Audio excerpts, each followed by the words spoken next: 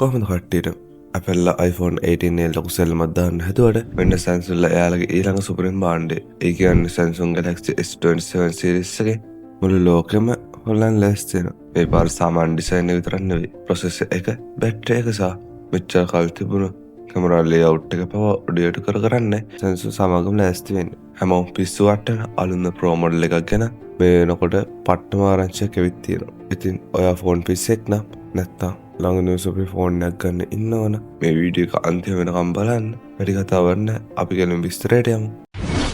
ලයින්අප් එකට එකතු වෙන අලුත් ප්‍රෝ සමාජිකය.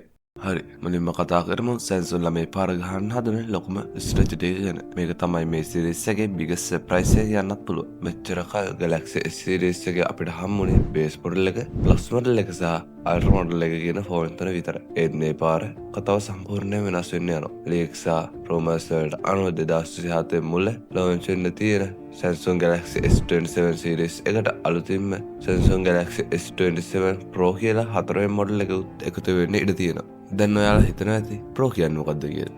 සරලව කිව්වොත් ultra phone එකේ තියෙන premium experience එකේ වැඩි කොටසක්, හැබැයි S Pen එක නැතුව අතට හොඳට ගැලපෙන compact size එකකින් ලබා දෙන්න Samsung උත්සාහ කරන ෆෝන් එකක් තමයි මේක. ඒ කියන්නේ flagship processor එක, superior camera system එක, premium build quality එක සහ top performance එක වගේ features ලැබෙනවා. හැබැයි ultra එක වගේ ලොකු size එකක්වත් ටිකක් වැඩි weight එකක්වත් නැති නිසා දවස පුරාම එක අතින් use කරන්න ගොඩක් පහසුයි. ඇත්තටම අල්ට්‍රා එකක් ගන්න ආසාව තිබුණත් මේක ටිකක් ලොකුයි, අතට බරයි කියලා හිතපු අය ගොඩක් ඉන්නවා. Samsung මේ පාර Pro model එක හඳුන්වා දෙන්නේ ඒ අයව ටාගට් කරගෙන කියලා මේ වෙනකොට කතා වෙන්නේ. ඉතින් මේ ආරංචිය ඇත්තටම Samsung Galaxy S27 Pro එක 2027 වැඩියෙන්ම කතා බහට ලක් වෙන Android flagship phone එක වෙන්න හොඳ ඉඩක් තියෙනවා. performance මුර්ගය. හරි, දැන් ඔබ අපි හැමෝම බලාගෙන ඉන්න performance එක පැත්තට. මොකද flagship phone එකක හදවත කියන්නේ processor එකනේ. මේ වෙනකොට පළවෙනි leaks සහ rumors වලට අනුව Samsung Galaxy S27 Ultra එක සහ අලුත් S27 Pro මාදලි දෙකටම Qualcomm සමාගමේ ඊළඟ generation chipset එක වෙන Snapdragon 8 Elite Gen 6 Pro chip එක ලැබෙයි කියලා කතා වෙනවා.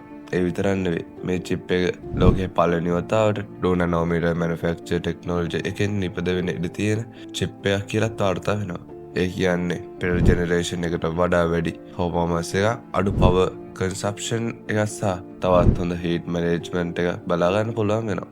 leak වලට අනුව Qualcomm මේ පාර chip එක සාමාන්‍ය version එක සහ Pro version එක ලෙස ගේන්නත් සැලසුම් කරලා තියෙනවා කියලා කතා වෙනවා. Pro version එකේ clock speed එක 5 GHz ඉහළ යන්න ඉඩ තියෙනවා. ඒක ඇත්ත වුණොත් smartphone processor ඉතිහාසයේ තවත් ලොකු රෙකෝඩ්යක් වෙනවා. තවත් සුපිරි දේ තමයි S27 series එක ලෝකයේ පළවෙනි වතාවට LPDDR6 RAM සහ UFS 5.0 storage support කරන ස්මාර්ට්ෆෝන් එකක් වෙන්නත් ඉඩ තියෙනවා. ඒ කියන්නේ app open වෙන වේගය, multitasking performance එක, විශාල ෆයිල් කොපි වෙන ස්පීඩ් එක සහ Galaxy AI features run වෙන performance එක දැනට තියෙන flagship phone එකට වඩා සැලකිය යුතු ලෙස ඉහළ යන්න පුළුවන්. ඉතින් game ගහන අයට, video editing කරන අයට, නැත්නම් AI features full power එකෙන් use කරන අයට නම් මේ ෆෝන් එක ඇත්තටම පොකට් එකේ තියෙන මිනි කම්පියුටර් එකක් වගේ දැනෙන්නත් පුළුවන්.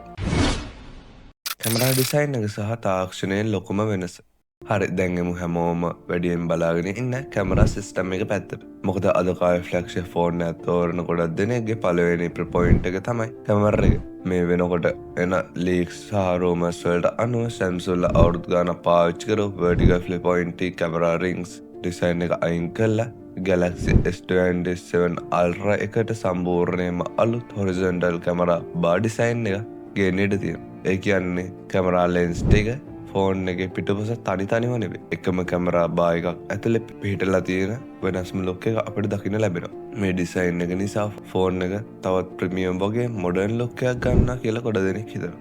වාර්තා වෙන විදිහට මේ වෙනස කරන්නේ QI2 magnetic wireless charging technology එකට හොඳ ඉඩක් ලබා දෙන්න කියලායි වාර්තාවල තියෙන්නේ. හැබැයි ඩිසයින් එක විතරක් නෙවෙයි, කැමරා ටෙක්නොලොජි එකත් ලොකු පිම්මක් පයින්නවා කියලා ලීක්ස් වල තියෙනවා. ප්‍රධාන 200 මෙගාපික්සල් කැමරා එකට variable aperture technology එක ලැබෙන්නත් ඉඩ තියෙනවා. ඒ කියන්නේ පරිසරයේ ආලෝකයේ අණුව කැමරා ලෙන්ස් එකේ aperture එකේ ස්වයංක්‍රීය වෙනස් වෙලා දහවල් වෙලාවෙත් රෑ වෙලාවෙත් ඕනෑම lighting කන්ඩිෂන් එකක හොඳ ෆොටෝ කොලිටිය ලබාගන්න මේක උදව්වෙනවා. ඒ වගේම මේ ෆෝන් එකට අලුත්ම LOIC සෙන්ස් ටෙක්නෝජය එකක් එකතු වෙයි කියලා ගොඩක් කට්ටිය හිතනවා. මේ තාක්ෂණය ඇත්තටම ආවොත් සෙන්සයකට වැඩි ආලෝතොරතුරු එකවර කැප්ච කරගන්න පුළුවන් වෙනවා. ඒ කියන්නේ ඒකෙන් ලැබෙන වාසිය තමයි HDR processing එකක් මත වැඩිපුර රඳා නොපවති එකම ෂොට් එකේ තවත් පුළුල් ඩයිනමික් රේන්ජ් එක, ඒ කියන්නේ වැඩි ඩීටේල් එක,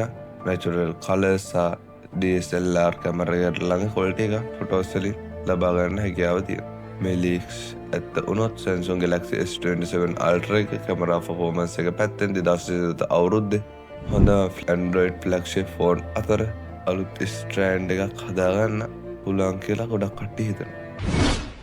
144Hz ඩිස්ප්ලේ පොළ ID සහ අලුත් සිලිකන් කාබන් බැටරි. හරි, දැන් එමු ඩිස්ප්ලේ එක සහ බැටරි එක ගැන කතා කරන්න.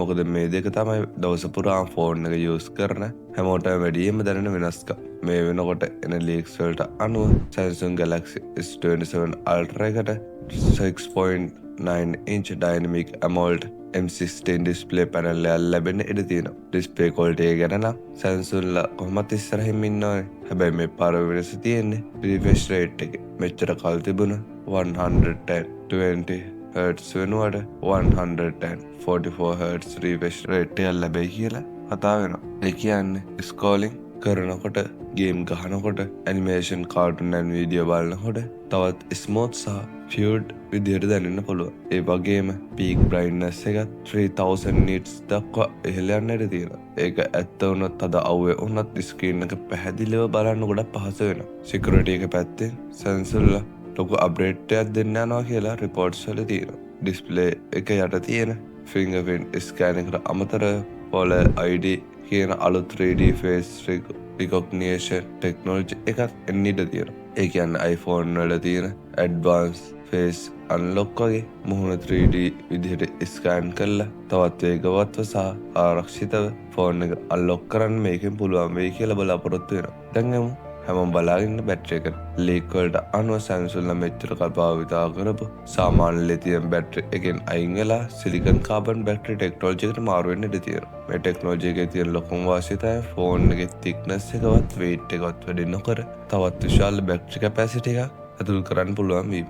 ඒ නිසා 5300 mAh ඉඳන් 6000 mAh අතර බැටරි කැපැසිටි එක Samsung Galaxy S27 Ultra එකට ලැබෙන්න ඉඩ තියෙනවා. එහෙම වුණොත් gaming, video editing, social media, camera සහ Galaxy AI features දවස පුරා පාවිච්චි කළත් බැටරි density එක ගැන වැඩි හිතන්න ඕනේ නැහැ. සාමාන්‍යයෙන් භාවිතයේදී එක charge එකකින් දවසක් විතර නෙවෙයි. සමහර විට දවස් දෙකකට ආසන්න බැටරි ලයිෆ් එක බලා ගන්න පුළුවන් වෙයි කියලා බලාපොරොත්තු වෙනවා.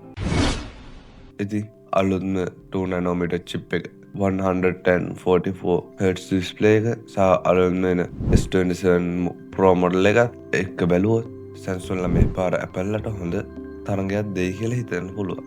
ඉතින් ඔයාලා මොකද්ද හිතන්නේ? iPhone 18 එකද නැත්නම් මේ නැදින Samsung Galaxy S27 series එකද සුපිරිම? ඔයාලගේ අදහස් පල්ලෙහාන් කමෙන්ට් කරන් යන්න. වීඩියෝ එකට like එකක් දාලා හැඩක් නොලෙජ් channel එක subscribe කරන්න අමතක කරන්න එපා. ඊළඟ වීඩියෝ එකෙන් හමු වෙමු. හැමෝටම ජය වේවා.